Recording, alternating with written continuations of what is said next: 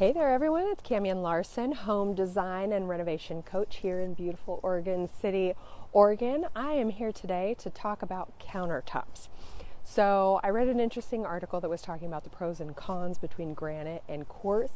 And for most higher end homes and to increase value in your home, those are two of your best options that you can choose. But what are the differences?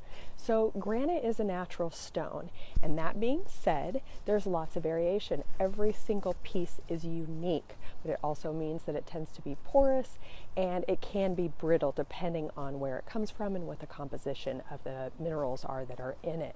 So sometimes you'll see ones that are lined with an epoxy backed mesh, and that will help keep from breaking and from major cracks. But that doesn't mean that if you smash something up against it, like a cast iron pan, you won't do damage. So you possibly could.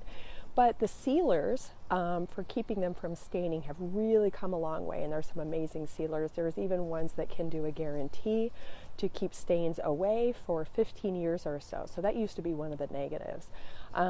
Quartz is actually a composite product. So even though it is typically in the range of 93% quartz, which is the seventh hardest material on Earth, there are still about 7% colorants and binders, and that's where you run into some of the issues.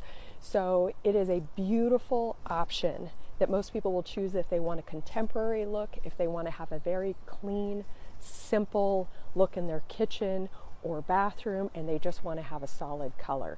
There are actually a lot of options now that have a lot more variation that are kind of mimicking granite but get some of the benefits of quartz.